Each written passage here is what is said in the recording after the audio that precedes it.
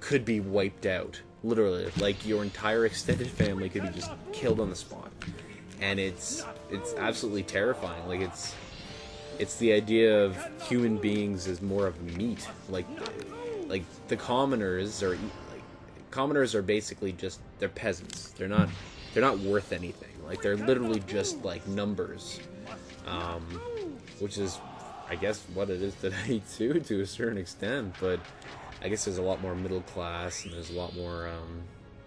I guess that's kind of a silly thing to kind of compare it to, but you get the idea, right? Like it's definitely not a nice time to be someone without power, because if you don't have power, you will get absolutely abused, wrecked, and just yeah, like you do not want to be a powerless peasant in this time period, because you will get like exploited, you will get abused, you will just get every single terrible thing happen to you, and there's nothing you can do about it.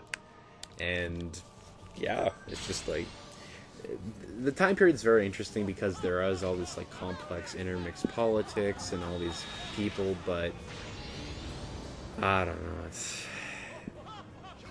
very complex. I think the show's kind of give me a little bit more.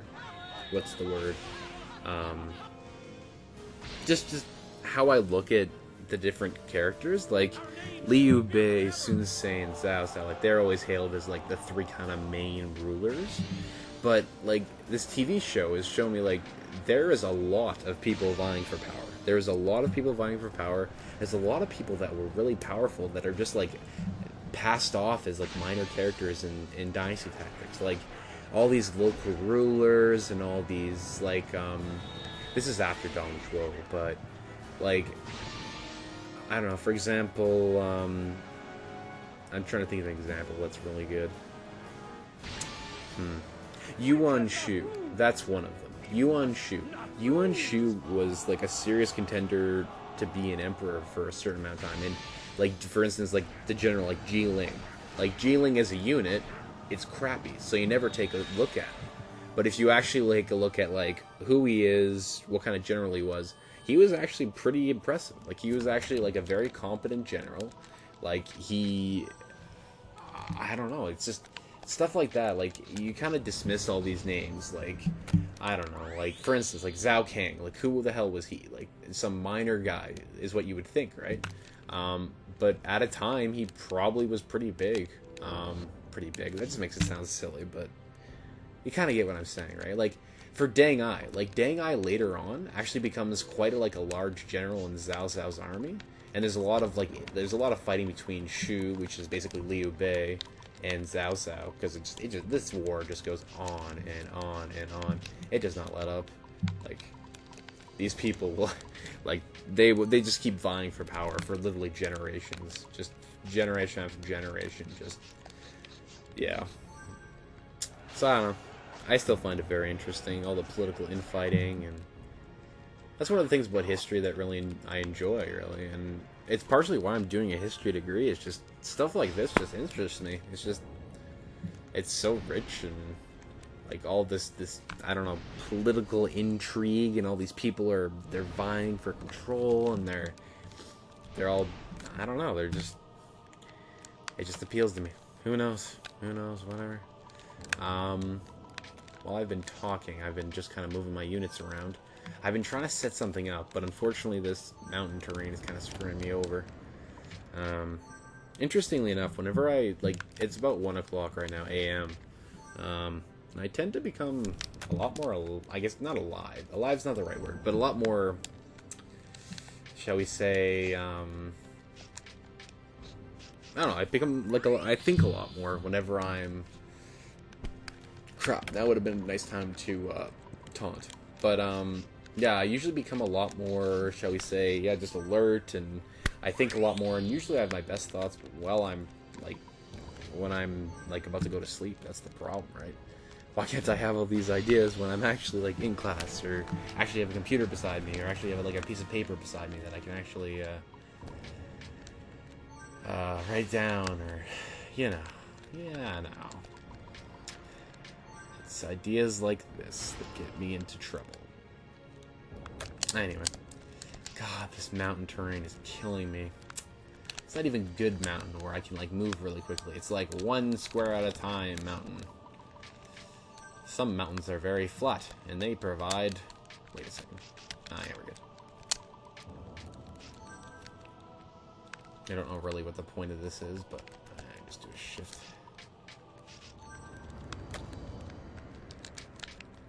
I'll try to link some of these together. Oh, here we go. Alright, so this will be a lot of damage. It will kill these 2 people. I think these are just 2 random... this is just 2 random archers, I believe. Doesn't really matter. It's just going to be a big top combo chain. With a fair amount of units. It's going to be a lot of yawning in these episodes. My mistake. Hopefully the sound isn't too high. Nah, whatever. Too late now. And I'll try to avoid... again, if the audio is super, super bad, I will cut it out. But I don't like doing it because I know I wouldn't want to watch for even 14 minutes of just like literal Dynasty Tactics gameplay. Maybe it's just me, but at least having someone like commenting on it or even like explaining what they're doing adds a kind of bigger depth to it. At least I think so. Because like, oh wow, you did this, but why did you do it? Or like, what's your thinking here? Or this is just boring because it's not, no one's talking, or it's not like you already know what's going to happen if you've already played through this game, or you know, it's stuff like that. It's just, to me, it makes a lot more sense to at least kind of have someone engage with you. Is really, I guess, what it is too. Like, this person is engaging with you, enjoying something that you enjoy, and you can kind of, I don't know, relate. You can relate, guys. You can all relate together.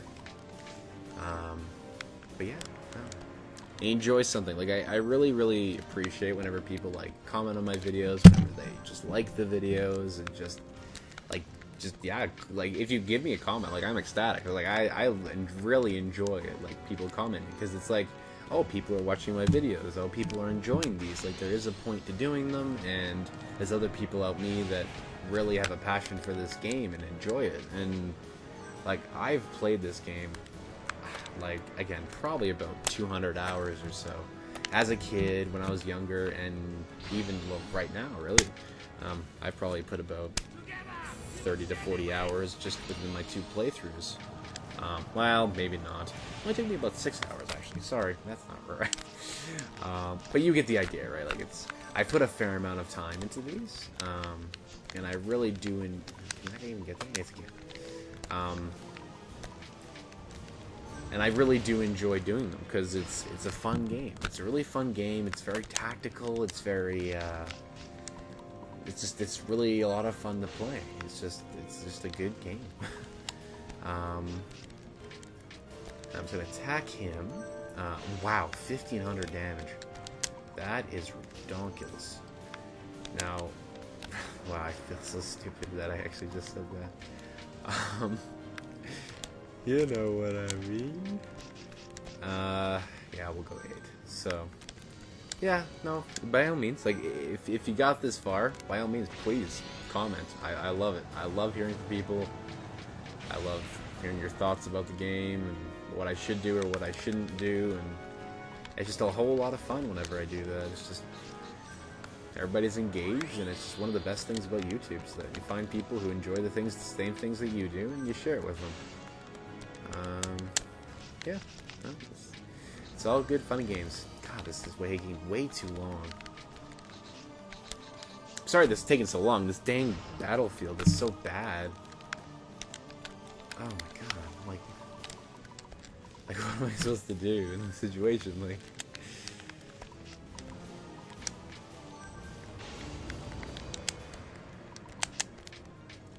get a boost in there.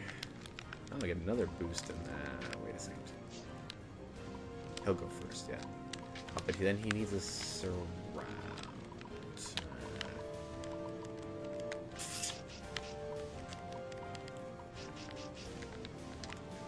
That's better. Alright. Oh, I can't get the 8 off. No. That's fine. And then we'll do this with a feint, I guess. May as well. Whatever. Doesn't really matter. Attack! Finish him. Finish him. Come over! Anybody else just enjoyed saying come over here just so they can be like Scorpion? Just have like a giant freaking like... What is that? It's like a... I guess it's just like a spike on a chain. And he just like... He like thrusts it towards the enemy. He just like skewers them. And then just pulls them toward him, I think. I'm not 100% sure, but... I thought it was really cool, personally. Yeah, so we got this done. That's all the local rulers done. It took about 25 minutes, unfortunately. It took longer than I thought. But it'll just be 2 episodes. It's whatever. I really don't care. And hopefully the sound is okay. I should probably double check before I do the next set. Maybe I'll stop after this. Maybe when the next campaign comes in, or next section of the campaign, you know. So yeah, that's great. So we're done that battle. We'll have to move along. Wow, this dang thing's getting in my way. Alright. So, we do get quite a few levels, which is good. We wipe out Zhao Fang, and there we go. So now we have a solid footing in the middle of China. Yeah, la la la la la la.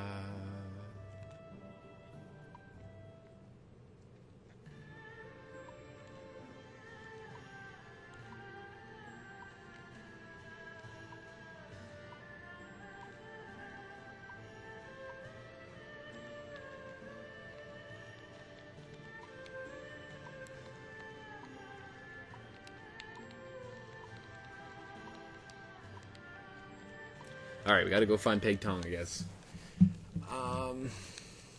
Yeah, so here, this gives you a brief overview of what's going on right now. This is roughly canon, very roughly. So Liu Bei kind of establishes himself in Yi, which is kind of where we're at right now. And then basically he ends up heading west to Chengdu, which is basically Shu. I'm not sure exactly how all this goes. I haven't gotten that far in the Romance of the Three Kingdoms. I actually should read the book. It's probably really, really long and really, really rambling with a lot of names and a lot of names of people, a lot of names of places. You're probably supposed to remember everything, which is kind of annoying. Liu Bei must Zhang lose per the argument with... Okay. Shoot. That's all it says. Just shoot. Just shoot. Alright, wipe out Zhu. Oh. What the fuck? Okay. Where's Peng Tong, though?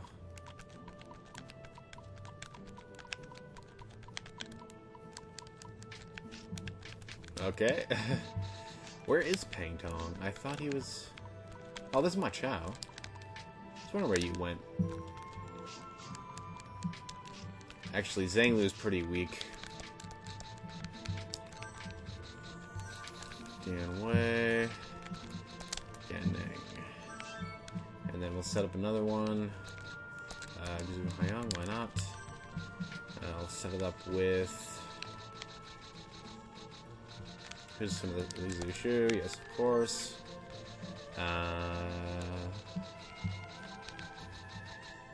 All these good officers not being used. Terrible. And Zheng Liao, where are you? No. I think I somehow missed Zhao King. Oh, I know why, because... Alright, well, attack. And yeah, we'll leave this army by itself. And we'll also move... Oh, what's actually... There he is. Gong Zihi.